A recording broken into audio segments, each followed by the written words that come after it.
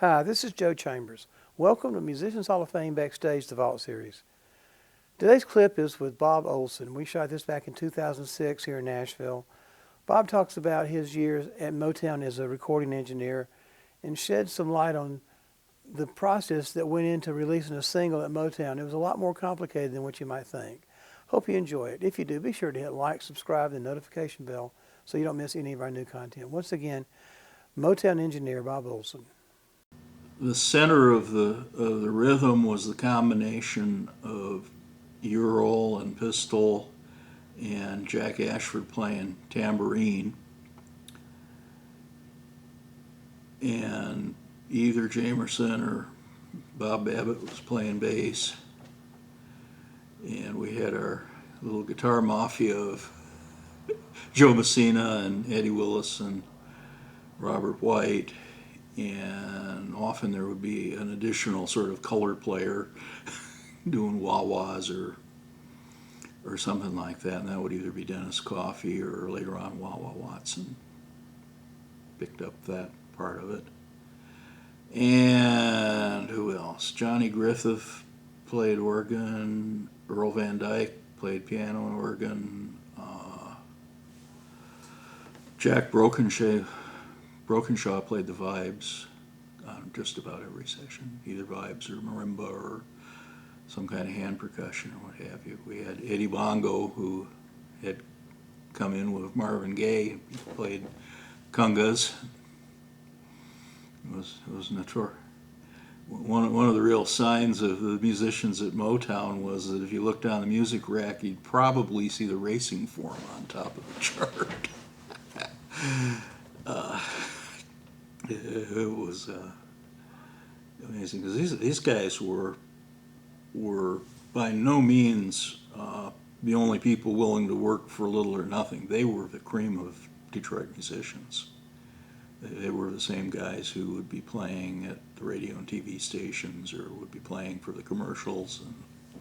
And I mean, Berry Gordy, to his credit, hired the best musicians he could get his hands on and built the whole company around that. The irony was that I was a classical music fan and didn't know a whole lot about it. Do you remember what the first song, or major song was that you... The first day I worked on Ain't That Peculiar, the way they would work was very, very, very smart, but very, very different from how everybody else did.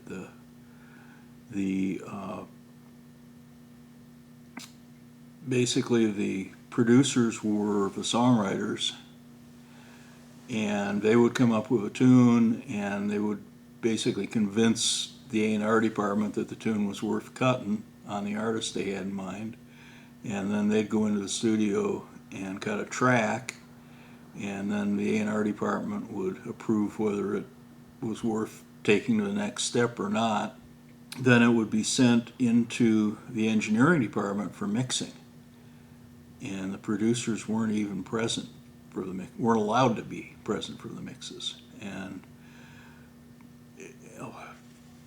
maybe 4 or 5 people would take a shot at mixing each song, and then that was all evaluated off discs by what we called the quality control department. And what they basically did was supervise the mixing.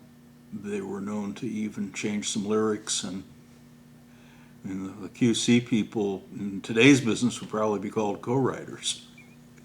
The thing that I remember mostly, where I worked on a bunch of Stevie Wonder's first stuff, which Stevie and another artist named Dean Taylor were the first people that were doing all overdub recordings shortly after we got our 16-track machines. I mean, the main thing I understand about Motown that I think a lot of people miss is that Motown was an artist management company and a publishing company, and they happened to have a record label. The record label was not the main focus. The management company was really the main focus. And Barry began working in LA 67, 68 because he really reached the end of what he could do for the artists in Detroit. and a lot of the industry had moved to LA at that point, and he really saw moving them into television and movies as the next step, because nobody's goal at Motown was to be a teen idol. That wasn't Berry Gordy's goal, that wasn't any of the artists' goal, that wasn't what it was about.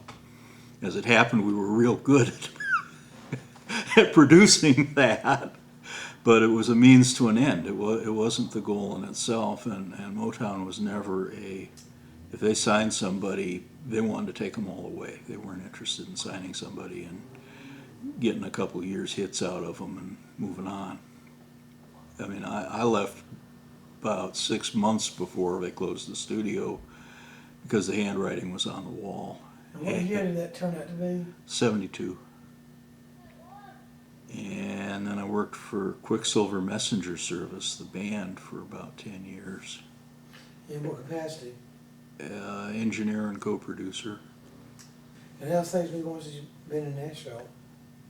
Utterly amazing. It's like I picked it up from where I left it in Detroit. Oh, great. I can't quite believe it. I have to pinch myself. I'm 60 years old and I'm sort of like Rip Van Winkle. I was completely out of regular pop music for a long time, and I'm just kind of looking around, and of course the musical talent here is unparalleled anywhere in the world.